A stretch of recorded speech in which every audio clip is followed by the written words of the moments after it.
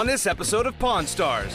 1871 Smith & Wesson revolver. This was an incredibly popular gun. 5 bullets went right in, and you're ready to go again. Cool thing I think about it is just how old it is. It's got scratch marks on it. Scratch marks to me aren't a good thing. Got this phone I wanted to come show you. They were called flag phones. That's what they called it in the Navy. All the Admiral had to do was pick this up and press this button and just say, nuke 'em? Yeah, it's pretty cool. This is a first edition 1955 Chevrolet pickup truck. They're classic trucks, man. They're really cool. Apparently, if you tried to stand up on these floors, you'd go right through them. Well, if you wait a lot, yeah. Have you looked at me? I'm not exactly a skinny guy. I'm Rick Harrison, and this is my pawn shop. I work here with my old man and my son, Big Hoss. Everything in here has a story and a price.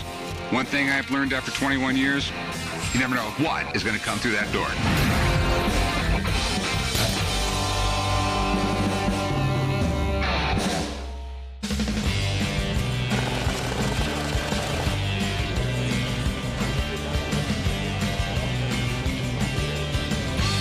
How you doing this morning, son? Good.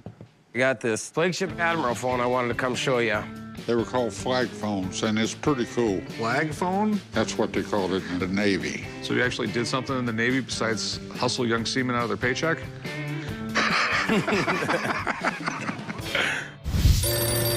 Came down to the pawn shop today to try and sell my flagship Admiral's phone.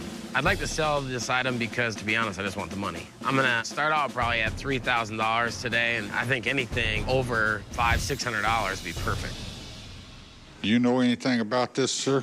This would have been the phone that would have been on the flagship for the Admiral to use. That's correct. Back then, the captain was in charge of his ship. When you got a group, a battleship, destroyers and cruisers, they had an admiral in charge of the whole group. Dees was brought aboard with the admiral so that he could communicate with his crew, with the captain. Okay. Admirals is to the Navy what generals are to the Army. An admiral could be in charge of thousands of sailors. So a phone like this would be a good way to give orders. The one thing that I found the most interesting, there's an actual spot to the atomic strike room. All the Admiral had to do was pick this up and press this button and just say, nuke 'em? Yeah, the admiral did what he had to do. Okay. I love the design. I mean, it's definitely 1930s, 1940s design, and continued using it through the 1950s. Yeah. Since so many people have served in the Navy or have family members that have, there's a pretty healthy market for Navy memorabilia. And this thing is definitely easy to display, so it should be an easy sell. So what do you want to do with this thing? Well, I'd like to sell it. How much you want for it? I was thinking $3,000. You keep thinking. I'm gonna give you a shot. If you want it, fine. If you don't, fine. I'll give you $500 for it. With your history in the Navy, though, this would be a good piece for you to have. I think you should step it up to $700. Son, I'm 70 years old, and all I collect anymore is $100 bills. Well, I'd like to start by collecting 6 of those on my own. You'll get 5. That or you can lug it out of here. 500 is it, my friend.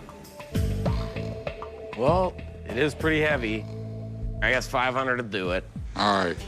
Rick, go write it up. I'll meet you right in front of it. All right. They were certainly tough negotiators on this, and I was probably out of my league in that regard. But $500 richer than I was when I came in today.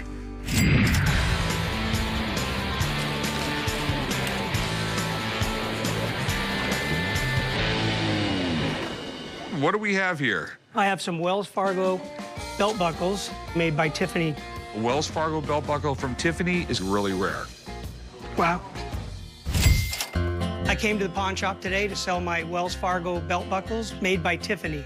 I like collecting antiques. It's fun to keep the past alive. I was hoping to get, 500 a piece.